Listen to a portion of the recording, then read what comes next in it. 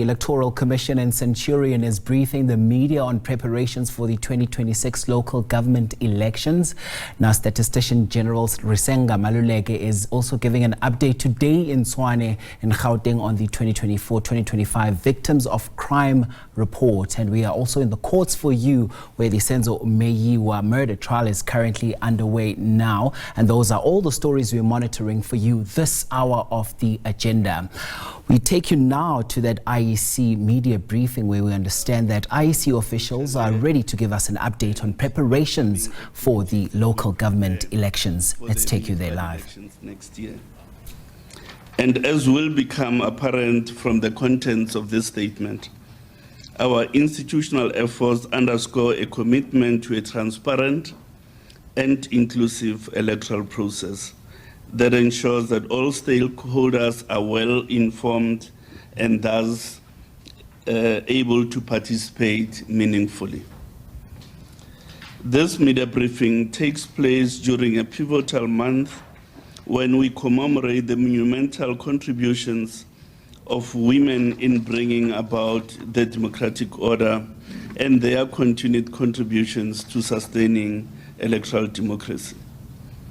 The following key statistics are worth noting as we commemorate Women's Month. 55% of the 27.6 million registered voters are women. And in the 2024 general elections, 57% of the 16.2 million voters were women. Women's representations in Parliament stands at 43%, which marks a regrettable marginal reduction from the previous 46% following the 2019 general elections. But impressively, women continue to constitute the majority of electoral staff cohort at 73%.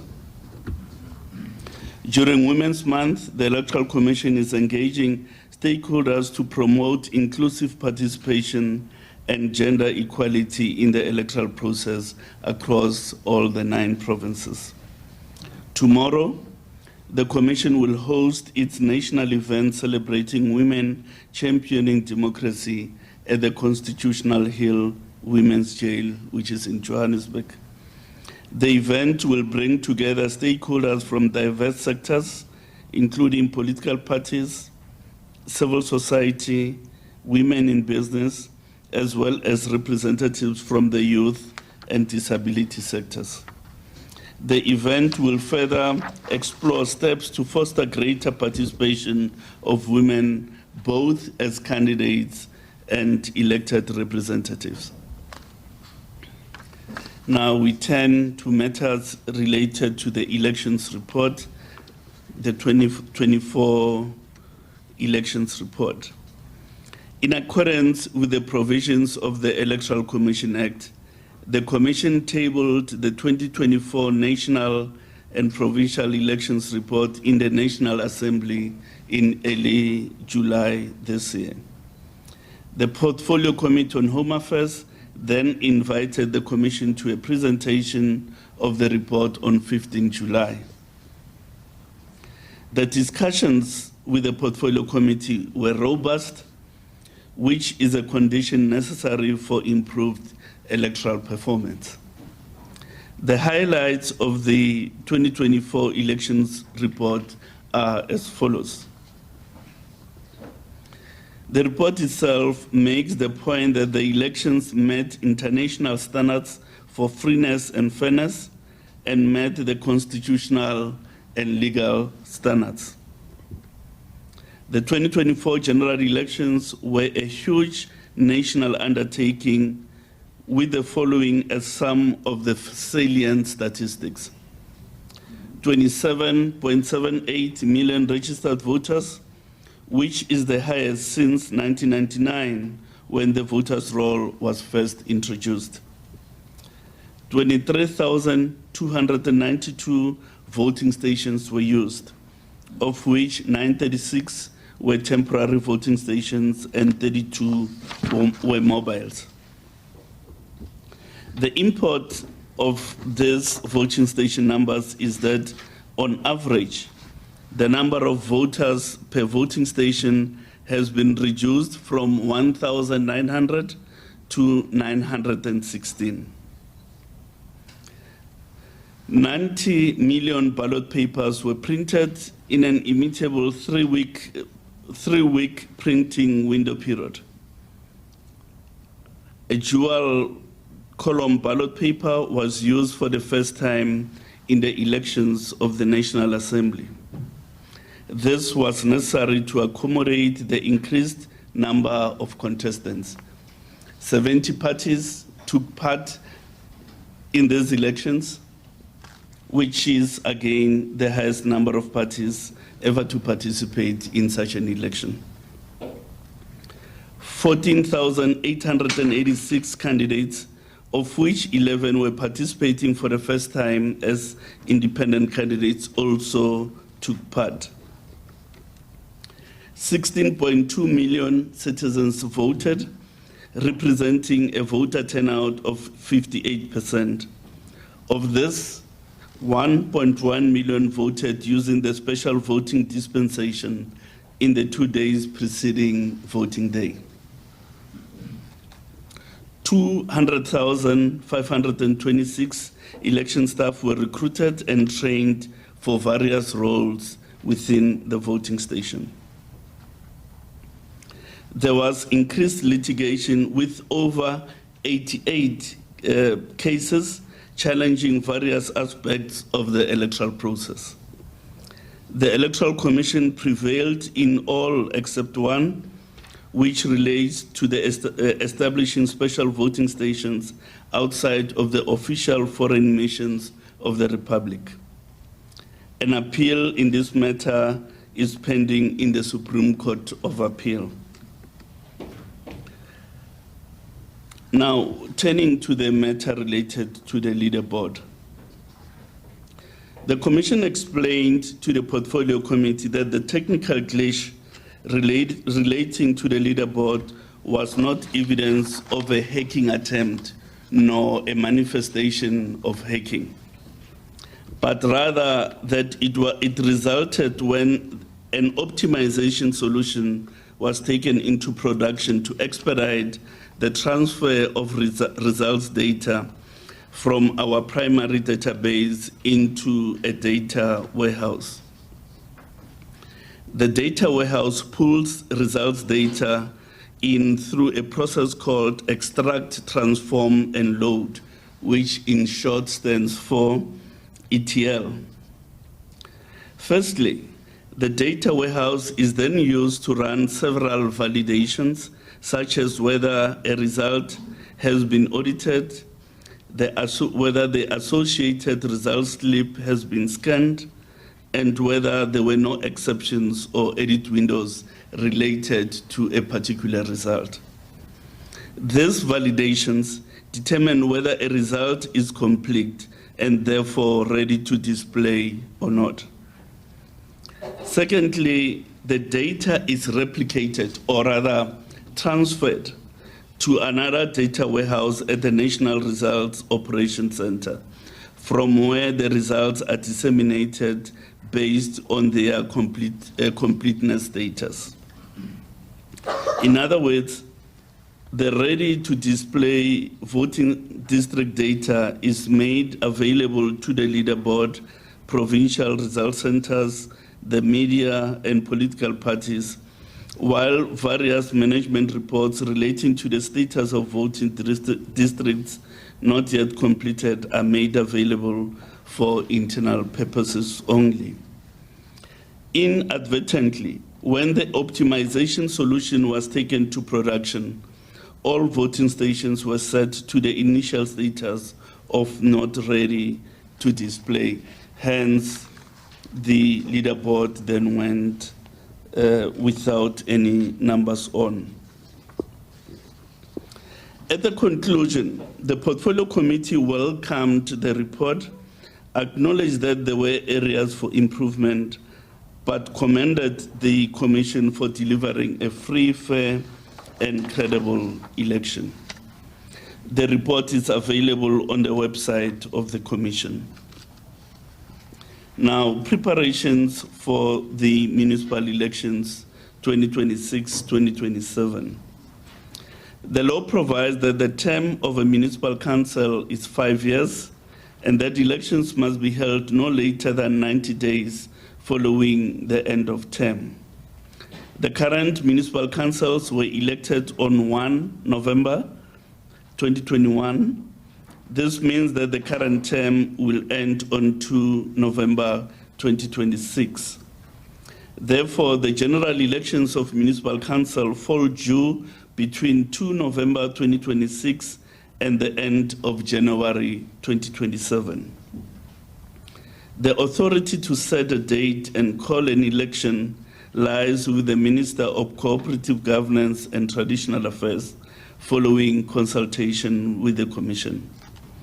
Consultations between the Minister and the Commission have commenced, but yet to be concluded. The municipal wards are the political boundaries within which a single councillor is elected based on the first past the post principle. In this regard, the Municipal Demarcation Board plays the pivotal role in shaping the political geography of the country through the determination of both municipal as well as ward boundaries. The MDB has indicated that it is about to conclude the ward delimitation process. Crucially, the MDB will hand over final wards boundaries to the Commission at the end of October this year.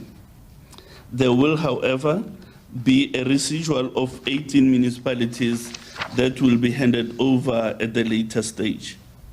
The latter case relates to municipalities that were subject to requests for a review of external boundaries.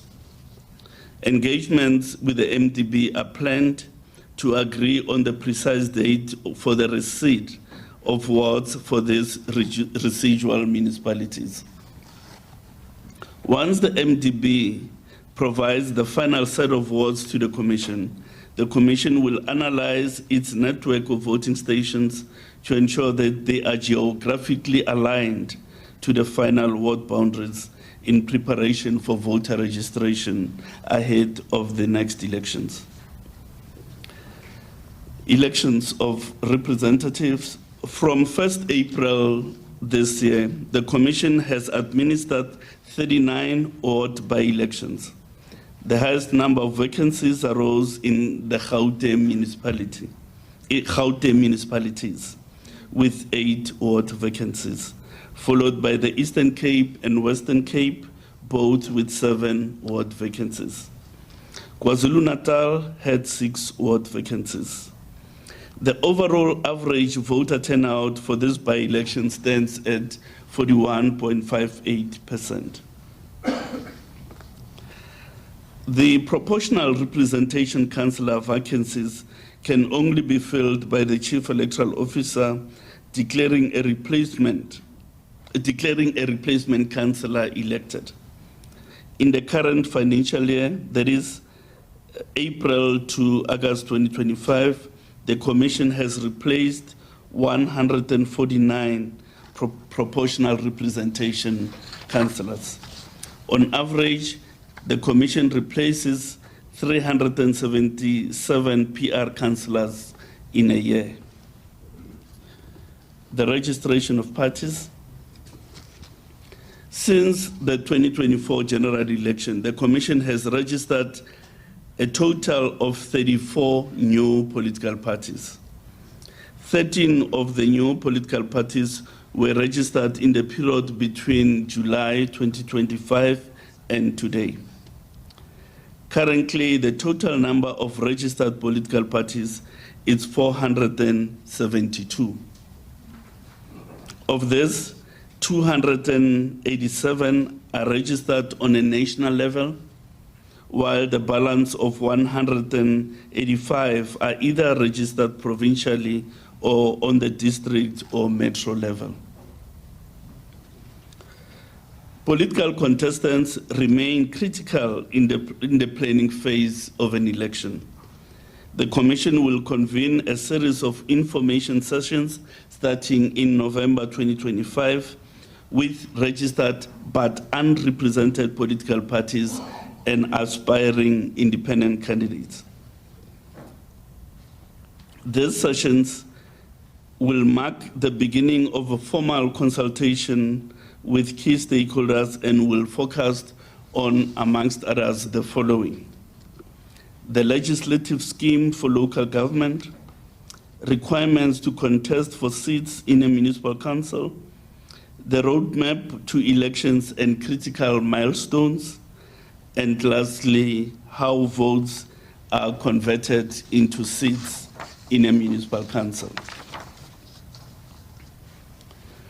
On 18 and 19 June 2025, the Commission held an inaugural symposium on political funding in South Africa.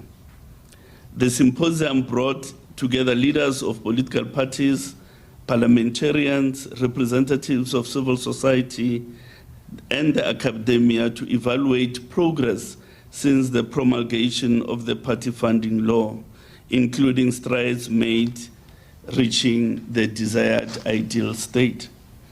Key highlights from the conference include the following: the adequacy of the current party funding disclosure requirement was raised for potential review. Stakeholders emphasized the importance of extending political funding support to the local sphere, exploring funding mechanisms for unrepresented political parties in order to improve inclusivity. They also raised the need to strengthen oversight and institutional capacity, particularly as it relates to monitoring and enforcement of the political funding regulatory framework. A call for increased public awareness and engagement to encourage private donors to better understand and enhance contributions to the Multi-Party Democracy Fund. We call on Corporate South Africa to donate to the Multi-Party Democracy Fund, which helps to foster a vibrant and amplify different political voices. So we are in the process of preparing a report on the symposium, highlighting key recommendations for the consideration by Parliament. The Electoral Commission further acknowledges the recent amendment to the regulations on party funding. These revised regulations were promulgated by the President on 18 August 2025. Under the revised rules, the minimum disclosure threshold has increased from 100,000 to 200,000, while the maximum allowable annual donation has risen from 15 million to 30 million in a financial year. We also noted the decision of the Western Cape High Court, in which the application that was raised by my vote count was dismissed by the court. The application related to challenging the determination or rather the increased threshold figures as well as the maximum allowable. The Electoral Commission Civic and Democracy Education Program continues to play a pivotal role in citizen engagement. Between April and August, the Electoral Commission hosted no fewer than 24,000 face-to-face voter education events to foster a culture of civic responsibility. The breakdown per province shows that Limpopo recorded the highest number of events at 4,500, KwaZulu-Natal following at 4,100, and the Eastern Cape at 3,448. Gauteng conducted 2,961 events, while Mpumalanga and the Western Cape registered 2,700 and 2,400 events respectively.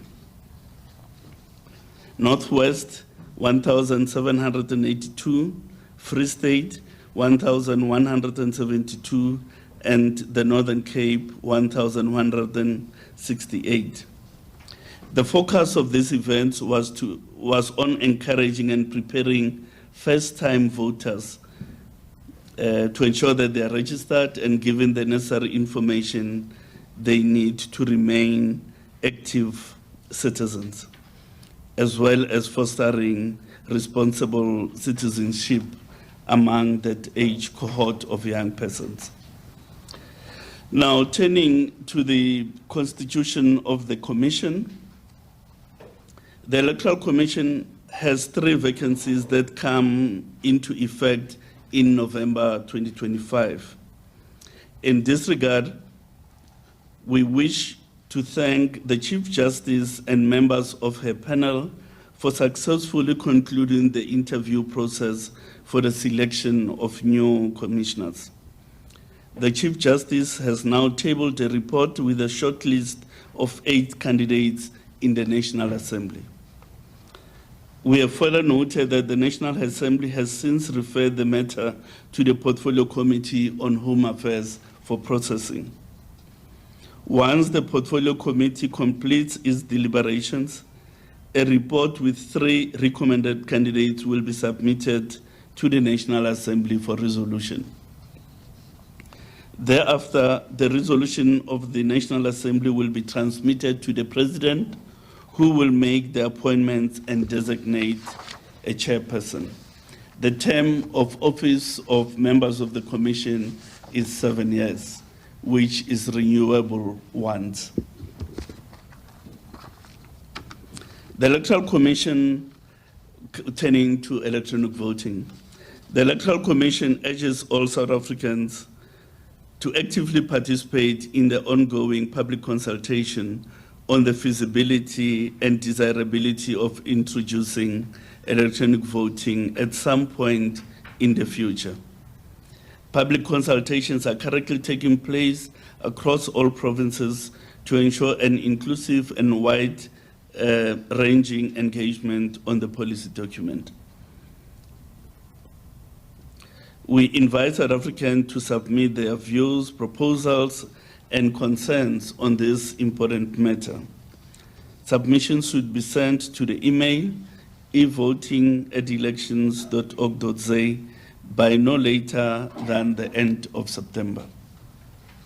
Following the conclusion of the consultation process, the Commission will integrate the comments into the current discussion document to produce a green paper. The green paper will then be presented to the Minister of Home Affairs to process through the relevant constitutional structures. We take the opportunity to emphasize that the Commission has not yet decided on implementing electronic voting. The current physical ballot papers will be used in the forthcoming municipal elections, as there is no official national policy nor legislative framework on electronic voting. Now we turn to the audit outcomes. The Electoral Commission is pleased to announce that the Auditor General of South Africa has completed the external audit of the Electoral Commission, as well as the political funding financial statements. Both audits resulted in a clean audit opinion, an achievement which the Commission has now secured for the 5th consecutive year. A clean audit opinion attests to the fact that the Electoral Commission manages the public resources placed at its disposal prudently and in accordance with the prescripts. The Commission commends its staff for working tirelessly to ensure that accountability, proficiency, and transparency remain at the center of the organization's business practices. I'm sure members of the media will also congratulate us. The Electoral Commission wishes to warn the public about fake adverts and fraudulent pages that falsely claim to be linked to the organization. These scams are designed to mislead people into clicking on deceptive links and facilitating the sharing of personal information. The Commission advises that all legitimate positions are advertised only on the official website and verified social media platforms of the organization. So as we prepare for the 2026 elections, citizens are reminded to register to vote in voting districts of the wards where they are resident. A registered voter who has moved since they last registered is urged to check and, if necessary, to update their address details to ensure that they are registered in a ward linked to their new place of residence. Registering as a voter and updating your registration is quick and easy.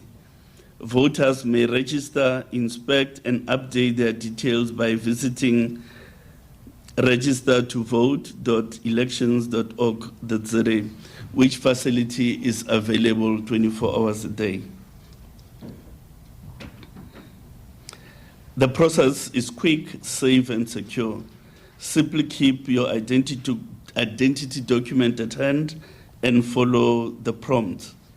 You can update your details from the comfort of your home in just a few minutes. So our message is register and update your voter registration details today, because every vote counts and your voice has the power to shape your community. I wish to thank you.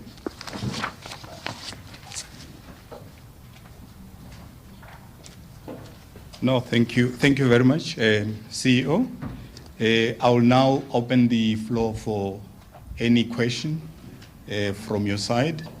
I think I will start from this side, going to this side. Yes, noted. Okay, let me start with you there.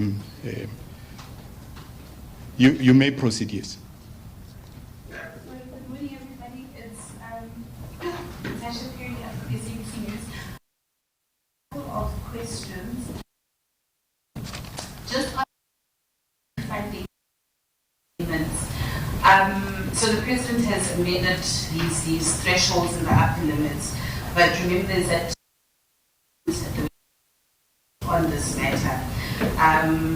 My vote is saying, should the court rule in their favor, the amendments will be set aside with the full retrospective effect, including the determination of these new limits. I just want to know how this will affect the work of the Commission.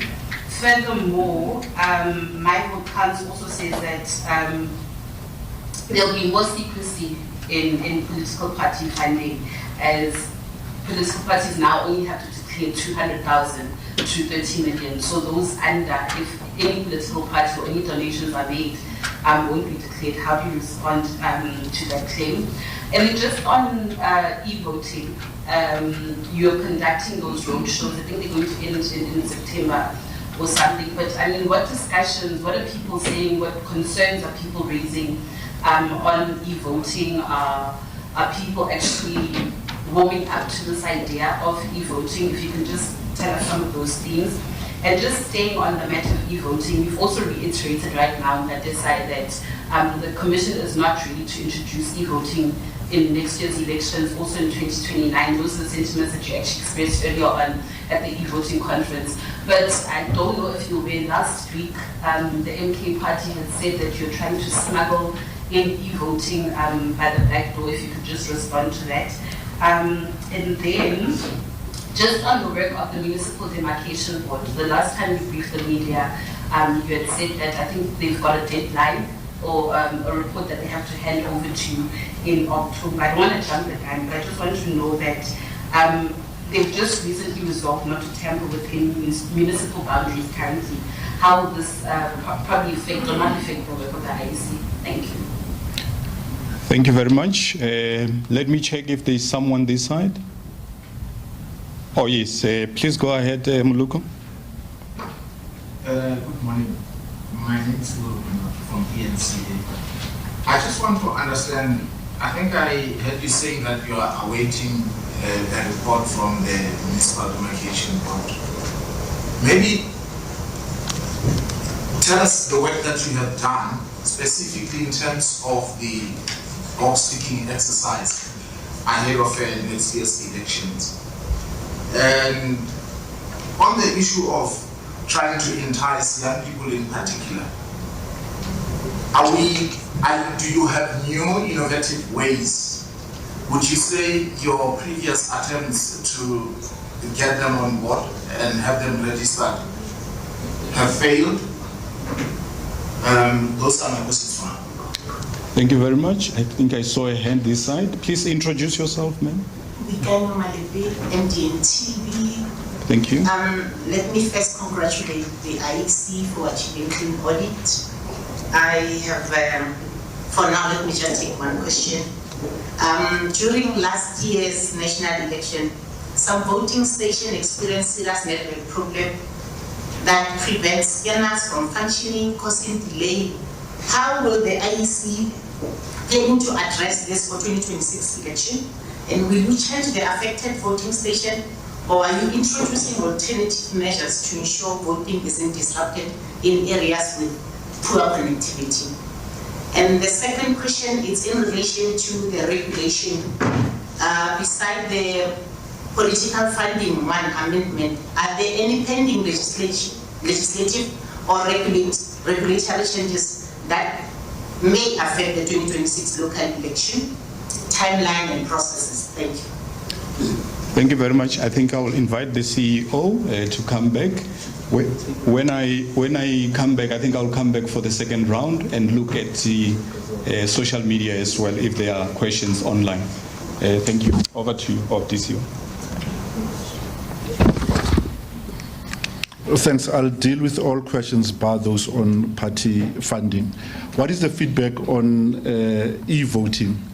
The feedback has been mixed, which illustrate the varied understanding of what e-voting is and what it is that it can do for elections. To that end, the workshops gave us an opportunity then to start to create a common understanding of what e-voting is, as well as the varied technologies that underpin e-voting. Because if you understand e-voting to mean remote voting, you'll have apprehension about cyber attacks and foreign interference. If, however, you accept that e-voting could also mean secured voting in a controlled environment, then the issues of cyber attacks are lessened because you can put in measures at a voting station to deal with those. We have also been pleased because assumptions have been that people in rural areas will have an aversion towards e-voting. We do not have evidence to suggest that persons who are in rural settings are more or less inclined to go for e-voting than people in urban centers. However, people are worried about the controls that will put in place to ensure that whatever type of e-voting does not accentuate cleavages of inequality in society, but rather transcends those difficulties. Two, that it should be an equalizer of an opportunity so that it does not disproportionately either suppress or increase the turnout of certain demographics. Turning to Muluku's question on whether previous efforts on getting young persons to be engaged have been a failure. No, we do not think that those initiatives have been a failure. Because of the following: young persons have had disproportionately fewer opportunities than older generations to register and to vote. Two, we do not ascribe to the understanding that there's apathy among young persons, because from our own research, once registered, younger persons are more likely to vote than any age cohort. In fact, they're 10 times more likely to vote than any age cohort. In 2021 elections, over 70% of young persons who registered for the first time in those elections turned out and cast a vote. We think we should persist with all those efforts that are targeted at young persons, to look at removing barriers, if there are any, to registration and to participation. We persist with our online voter registration. We also support that with school-based voter registration and civic education drives, as well as drives in all tertiary institutions, be they TVET colleges or university campuses. The last question related to the poor connectivity and its impact on the functioning of our scanners in 2024, and the question whether we will still use those voting stations in future elections. On voting day, the voter registration, the voter management app runs 5 applications, apps that are in-house developed. Last year, as will be evident from the election report, we had challenges with one of those apps, that is the voter registration app. It created duplicate records and therefore slowed down the rate at which we could confirm the correctness of voters at their voting station. It was not necessarily a connectivity issue because our VMD is designed to work both online and offline in recognition of the different penetration levels of network in the country. So it is provisioned to work in offline mode where it cannot create a connection. It's provisioned to work in online mode where it can get a stable connection that is uninterrupted. So the difficulty that we experienced was the malfunction of the voter registration app. We have isolated the issue, we have rewritten that app, and we will be commissioning external validation to give us assurance that the app will function as it is coded to do on voter registration. On by-elections that we've had since the elections, we've not struggled. The app has shown improved performance. I'll leave the question on party funding to the Chief Electoral Officer. Sorry.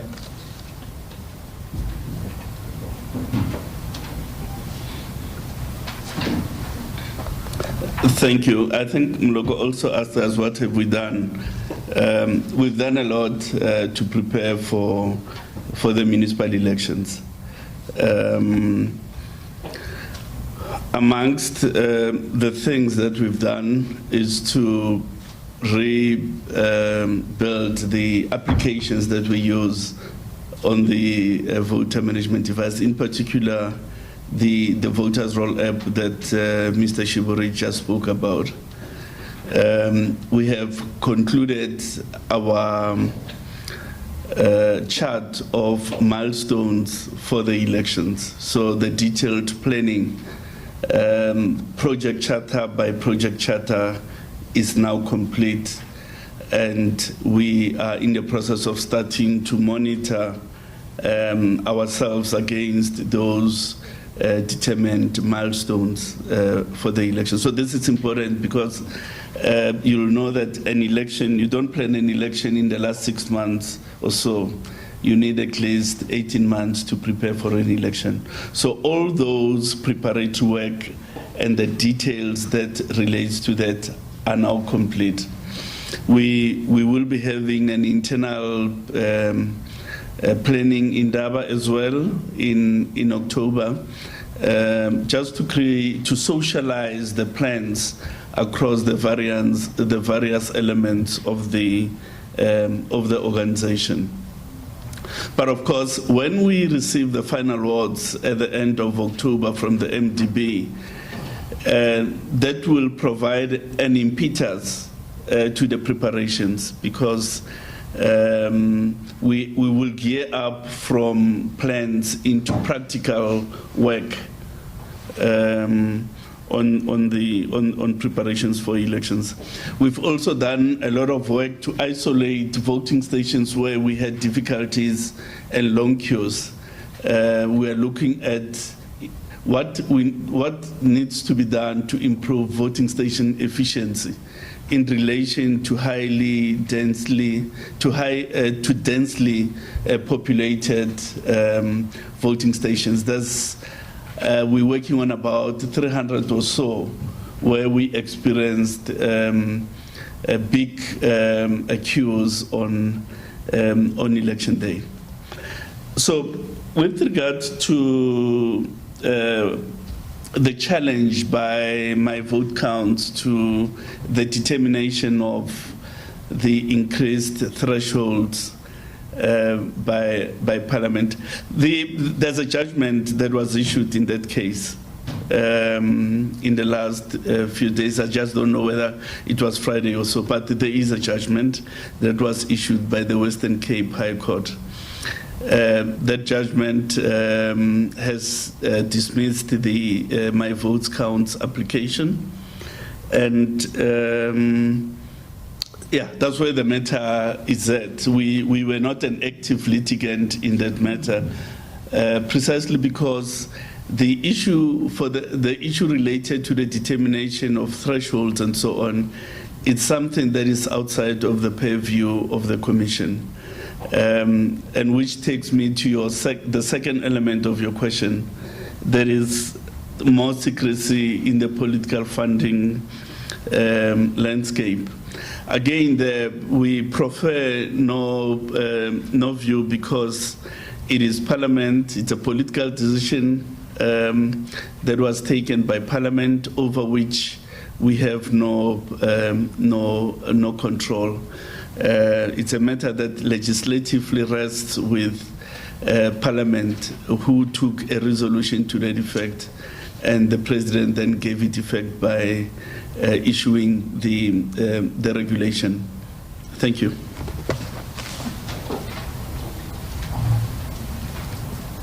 Thank you very much, CEO and DCO. I think let me start now with the online audience. If there are any questions, I know Butsilo is monitoring that for us. Please go ahead. Yes, good morning. On Facebook Live, we have a question from Milton Jangis, who poses the question that the MDB hasn't finalized the report, but why does the IEC website already have new voting stations on the map? And we have two other questions that are coming from Mr. Stephen Siakwe, who is the editor of Mabedeza Community Newspaper.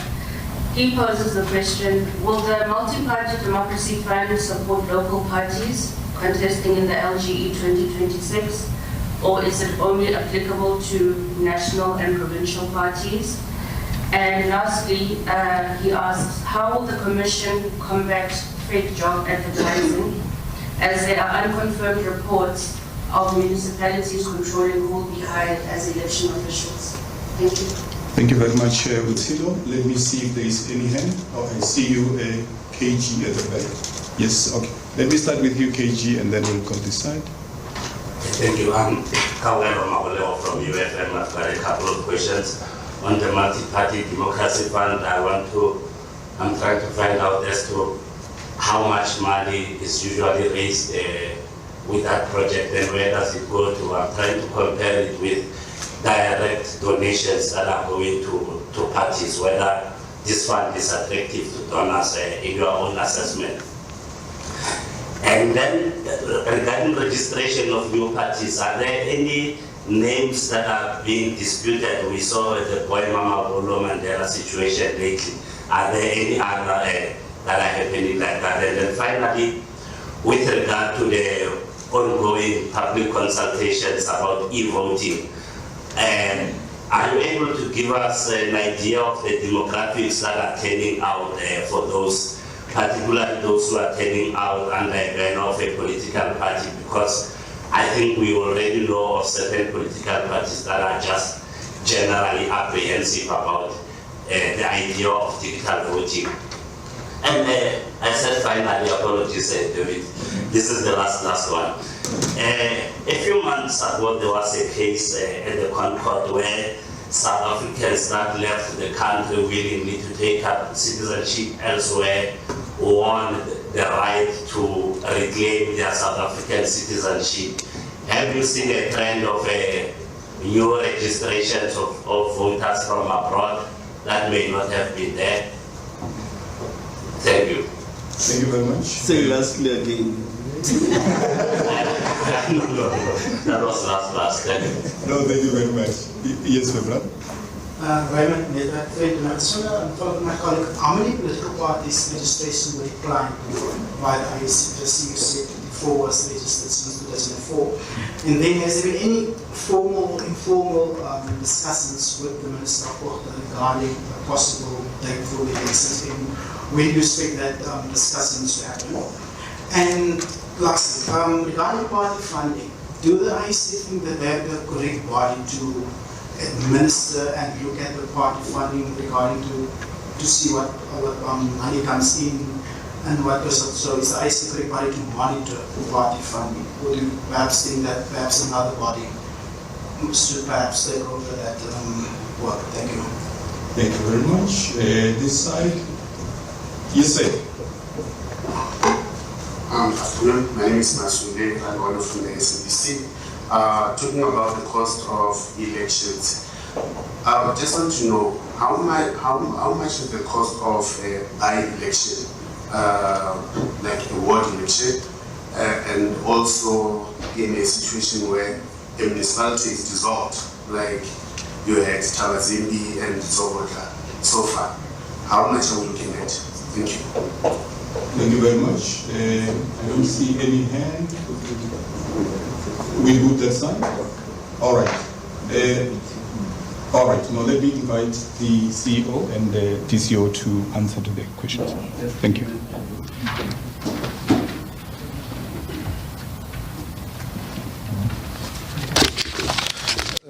Let's invert the order in response. The cost of by-elections and dissolved municipal-wide by-election, we can make the information available. We do not have it on hand. As you appreciate, the amounts will vary because the wards are not necessarily the same. The sizes of dissolved municipalities are also not the same. Consultations between the Commission and the Minister responsible for setting and calling the elections have commenced. They remain indeterminate. However, both the Commission and the Minister are acutely aware that the sooner a determination is made, we can have certainty to enable all contestants to plan. So the consultations are ongoing. As soon as there is a decision, the Minister will then at appropriate time indicate the date for the elections. The number of parties that have been, whose registrations have been declined. We decline, I think, on average about 5 parties in a month. However, a declined registration is not permanent. What it means is that a party can resubmit a new application having cured the shortcomings that were attended to its application. So to give you a round figure might be misleading because some of those end up being registered subsequently. There is no discernible increase in the number of South Africans registering to vote abroad, i.e. South Africans who have left the country either on a long-term or short-term basis. Since the court order, there's not been any discernible increase in the number of registrations. Again, there, South Africans abroad can also apply for registration using the online platform to do so. They are no longer restricted to the window period that we make available ahead of an election to register at their embassies. The number of parties that have been rejected recently and for which there are objections, as we speak, there are 2 live appeals before the Commission. One is at the instance of the Islamic State of Africa. The party applied for registration. The Chief Electoral Officer declined to register the party, and in terms of the scheme, an aggrieved party may appeal the decision of the Chief Electoral Officer to the Commission. We understand that that has happened. The Commission is yet to give a decision on the outcome of its consideration of the appeal to the affected party. Similarly, the registration of Mandela for President, a party founded by Mr. Boy Mamabolo, the party's registration was declined. We understand that the founder may have communicated with the Commission to lodge an objection or an appeal. Again, there we are awaiting the Commission determination of that submission from that party. Again, I'll skip the question on the MPDF and defer to the CEO. Let me deal with the MDB. The MDB, it's true, is yet to release the final ward maps. So the wards that are on the website of the IEC are the current configuration of wards as they legally stand today. They will remain so until the MDB has finalized their ward determinations. Batch 1, the majority of the wards will be done at the end of October this year, and batch 2 will be done at a later date that we still have to agree with the MDB. There was a question that I omitted to respond to in the last round of question. Unavoidably, the Commission will be proposing legislative amendments to the Electoral Act in order to better regulate objections that are made to the voters' roll. As you know, ahead of an election, the Commission makes available the voters' roll to facilitate interested persons to raise objections against the inclusion or exclusion of certain persons from segments of the voters' roll. So that will be one amendment so that the Commission will have powers to better deal with objections to the voters' roll, to make decisions on a factual basis as it relates to objections that may have been raised on the inclusion or exclusion of persons on the roll. Sir?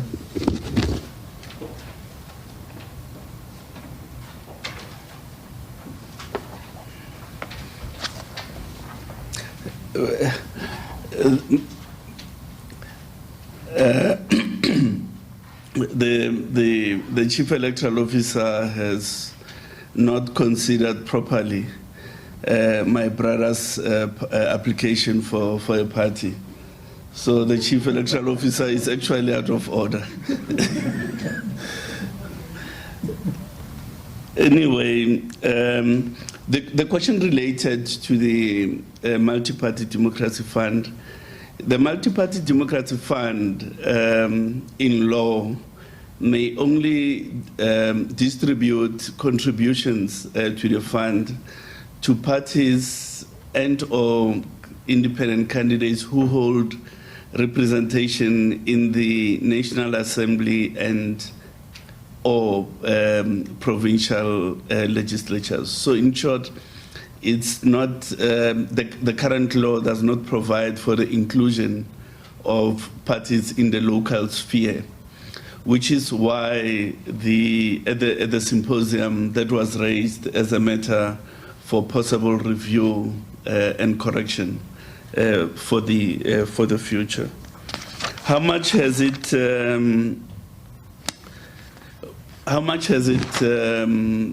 received? It's it's not there's not been substantial contributions into the fund, And one of the problems that potential donors are raising is there are no tax benefits to making contributions.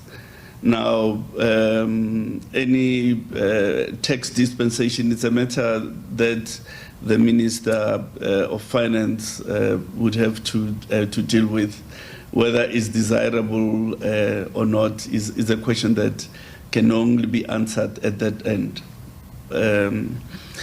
Yet there are corporates who have tried